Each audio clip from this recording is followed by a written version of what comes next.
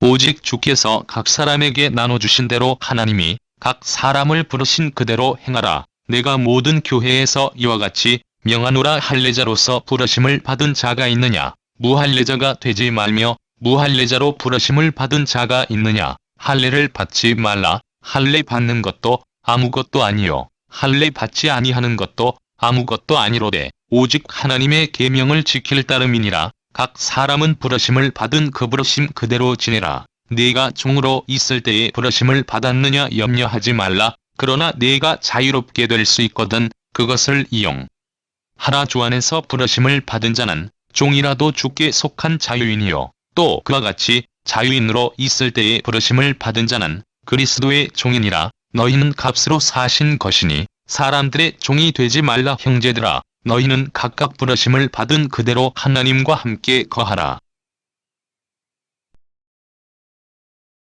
오늘은 지나친 영성주의에 대한 경계라고 하는 제목으로 주간 성경 강해의 말씀을 나누고자 합니다. 어떤 분야이든지 다른 사람이 간섭하거나 경쟁하거나 관여할 수 없는 수준의 극도의 발전성과 격차를 지닌 전문성을 갖추고자 하는 것이 각 분야의 경쟁 시대를 살아가는 방법일 것입니다.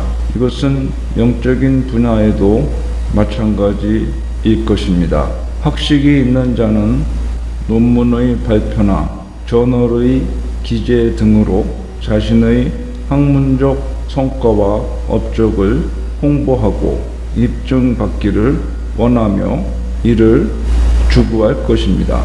또한 정치와 화합의 지혜를 받은 자는 정치적으로 높은 위치를 점해서 권력을 증대시킬 것입니다.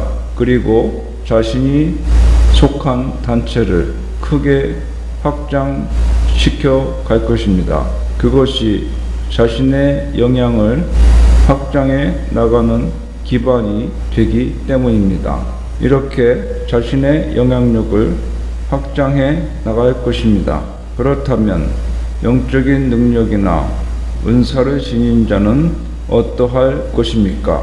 텔레비전 시대와 영상 미디어 시대를 거쳐서 지금은 인터넷 시대를 살아가고 있습니다. 이와 같은 텔레비전 인터넷 시대의 설교가의 역할은 더욱 증대되었습니다. 과거에는 자신이 목회하는 교회의 강단에서만 설교를 전하고 들을 수 있었다면 지금은 설교가의 역할이 과거보다 훨씬 증대되었으며 인터넷의 전파를 타고 혹은 텔레비전의 전파를 타고 녹화 방송으로 혹은 실시간으로 전국의 청중에게 아니 전 세계에 있는 청중에게 메시지를 전파할 수 있는 시대가 되었습니다.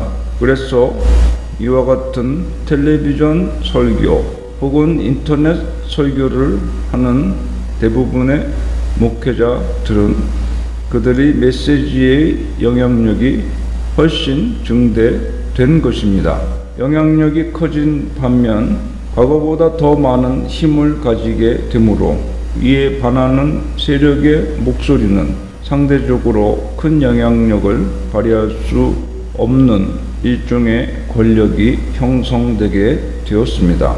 그리하여 자신이 말하는 것이 옳은 것이 되고 자신이 생각하고 진행되어지기를 원하는 측면으로 논리를 전개하게 되고 이에 반하는 세력들이 반대해도 이미 대중에게 영향력을 끼친 다음이기 때문에 자신의 영향력과 세력이 증대되는 것입니다.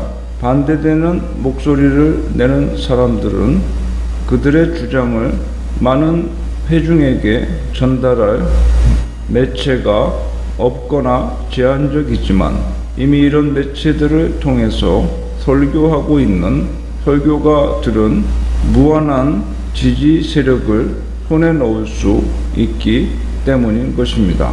텔레비전 부흥사들이나 교계 지도자들에게서 이것은 흔히 볼 수 있는 예입니다. 올바른 것을 떠나 대중매체의 초점이 되기를 그들은 원합니다. 하나님께서 허락하신 피조물로서의 한계점이 분명히 있는 것이고 우리에게 주어진 지혜에도 한계점이 있는 것인데 그것을 초월하여 나아가려고 하고 영향력을 행사하려고 하다 보니 피조물이 하나님의 위치에까지 나아가려 하는 것입니다.